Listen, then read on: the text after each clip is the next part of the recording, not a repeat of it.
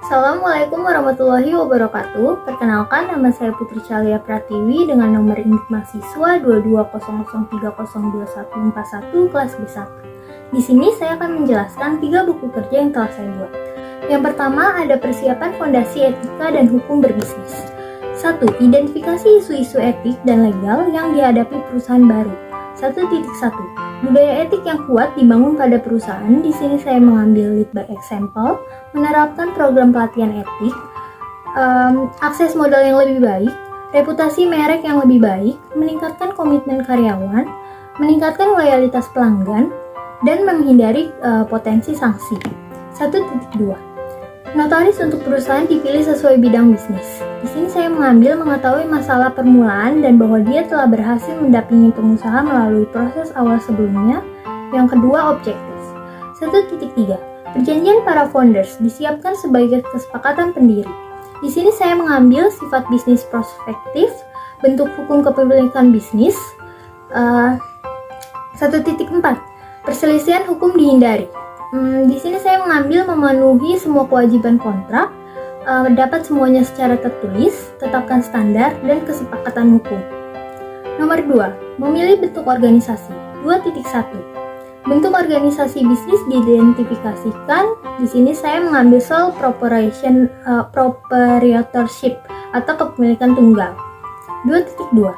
Isu-isu dipertimbangkan dalam memilih bentuk hukum kepemilikan bisnis. Di sini saya mengambil biaya pendirian dan pemeliharaan formulir hukum dan pertimbangan pajak. Nomor 3, mendapatkan lisensi dan izin usaha. 3.1. Persyaratan izin usaha dipenuhi. Di sini saya mengambil nomor 3, yaitu syarat mengajukan SUP online untuk perusahaan perseorangan. Selanjutnya 3.2, izin pajak penjualan diajukan. Di sini saya mengambil pajak sebelum pajak pertambahan nilai atau PPN yang dipungut atas transaksi penjualan. 3.3, izin-izin kerja profesional dan pekerjaan didapatkan. Di sini izin-izin yang saya dapatkan yang pertama itu Undang-Undang Nomor 10 Tahun 2009 tentang kepariwisataan, pasal 14 huruf E, yaitu jasa makanan dan minuman. Yang kedua, Peraturan Menteri Pariwisata RI Nomor 10 Tahun 2018 tentang pelayanan perizinan berusaha terintegrasi secara elektronik sektor pariwisata pasal 5 huruf E mengenai jasa makanan dan minuman. Yang ketiga, Peraturan Gubernur DKI Jakarta Nomor 133 Tahun 2012 usaha pariwisata termasuk coffee shop disebutkan dengan jelas dalam pasal 4 huruf E pada poin 9. Yang keempat, Undang-Undang Republik Indonesia Nomor 13 Tahun 2003 tentang Ketenagakerjaan. Yang terakhir, Peraturan Menteri Kebudayaan dan Pariwisata Nomor PM 87HK 501 MKP 2010 tentang tata cara pendaftaran usaha jasa makanan dan minuman pasal 4 huruf D yang mencantumkan kafe di dalamnya. Selanjutnya buku kerja kedua, yaitu menilai kekuatan dan kewajiban keuangan perusahaan baru. Di sini ada nomor 1, identifikasi pengelolaan keuangan. 1.1. Tujuan keuangan perusahaan diidentifikasikan. Di sini profitabilitasnya baik, likuiditasnya baik, efisiensinya baik, stabilitasnya baik. 1.2. Proses pengelolaan keuangan diidentifikasikan. Yang pertama itu ada preparasi laporan pendapatannya baik, neracanya sedang, laporan cash flow-nya baik. Selanjutnya ada preparasi perkiraan keuangan, pendapatannya baik, pengeluarannya sedang, belanja modalnya baik. Yang selanjutnya preparasi pro forma laporan keuangan. Laporan pro forma pendapatannya baik, laporan pro forma neracanya sedang, laporan pro forma cash flow-nya baik. Analisa berjalan dan hasil-hasil keuangan. Ratio analisisnya baik, mengukur hasil dibanding rencananya baik, mengukur hasil-hasil dengan norma industrinya sedang. 1.3. Laporan historis keuangan diidentifikasikan, laporan keuangannya baik, nerancanya sedang, laporan cash flow-nya baik. 1.4. Perakiraan keuangan diidentifikasi. Laporan keuangan histori perusahaan diikuti oleh persiapan perakiraan. baik, perakiraan penjualan untuk perusahaan baru didasarkan pada perkiraan penjualan dan rata-rata industri yang baik atau pengalaman memulai usaha sejenisnya yaitu baik. Perkiraan penjualan untuk perusahaan yang ada didasarkan pada catatan penjualan terdahulu, kapasitas produksi dan permintaan produksi saat ini, dan faktor apapun yang akan mempengaruhi kapasitas produk dan permintaan produk pada masa depannya baik. Nomor 2, diidentifikasi proforma laporan keuangan.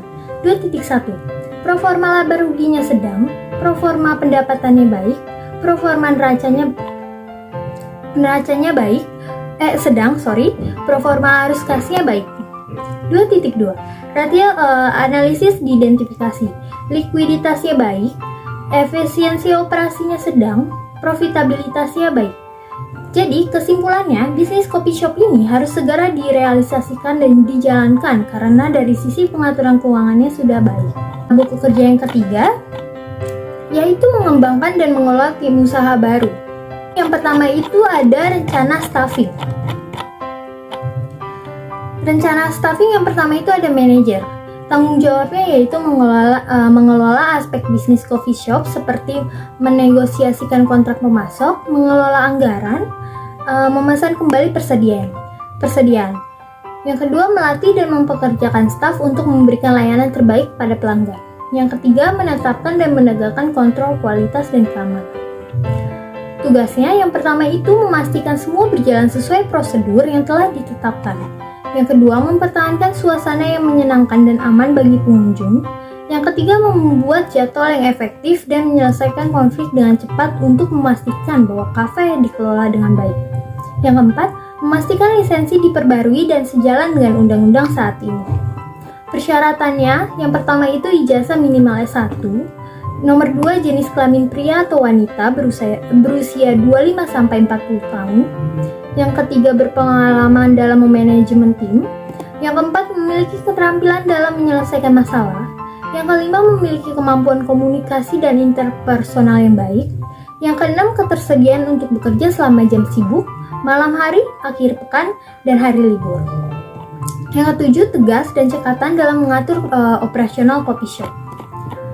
Kebutuhan pelatihannya, yang nomor 1, mengontrol dan mengelola biaya pemasokan. Yang kedua, melatih keterampilan dalam menggunakan komputer. Yang ketiga, merencanakan dan menetapkan acara atau promosi. Jumlah tenaga kerjanya yang dibutuhkan 1 orang. Perkiraan mulai bekerjanya tanggal 2 Januari 2023. Full time equivalentnya 40 jam per minggu. Perkiraan durasi kontraknya 2 tahun. Yang kedua ada kapten barista. Tugas tanggung jawabnya yang pertama itu memberikan pengarahan, motivasi, dan contoh yang baik kepada barista lainnya. Yang dua, mengusulkan penambahan dan pengurangan kru barista. Yang ketiga, mencatat pelanggaran atau penyimpangan barista dalam operasional. Yang keempat, bertanggung jawab mengenai kelancaran operasional barista. Untuk tugasnya, yang pertama menangani ketersediaan stok. Yang kedua, menindaklanjuti memo dan usulan atau ide dari atasan maupun barista. Yang ketiga, mengusulkan promosi dan demosi ke atasan. Yang keempat, membuat laporan stok bahan minuman dan makanan. Yang kelima, membuat jadwal kerja dan schedule barista.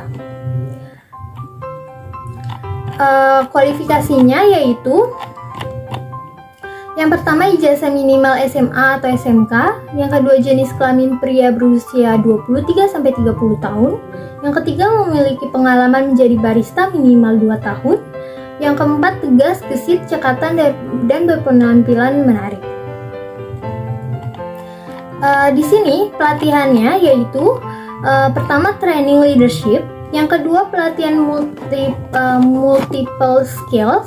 Yang ketiga, kontrol stok, persediaan bahan dan pencatatan peralatan yang rusak atau pecah.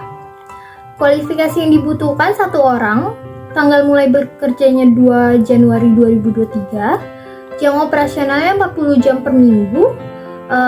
Masa kontraknya 2 tahun. Selanjutnya ada barista. Di sini tanggung jawabnya yaitu yang pertama, memiliki keahlian komunikasi yang baik. Yang kedua, ramah dan cekatan pada kepuasan pelanggan. Yang ketiga, mampu mengoperasikan peralatan mesin kopi. Selanjutnya, tugasnya yang pertama menyiapkan dan menyajikan minuman dan makanan. Yang kedua, menjaga lingkungan kerja tetap bersih. Yang ketiga, memberikan rekomendasi pilihan menu kepada pelanggan. Kualifikasinya, yang pertama itu ijazah minimal SMA SMK. Yang kedua, jenis kelamin pria atau wanita berusia 18-28 tahun. Yang ketiga, gesit dalam bertindak dan dapat diatur sesuai prosedur kerja. Pelatihannya yang pertama itu training dalam pembuatan kopi dan cara menggunakan mesin kopi. Yang kedua, grooming yang rapi. Yang ketiga, mampu bekerja sesuai SOP yang berlaku. Kualifikasi orang yang diperlukan yaitu 4 orang.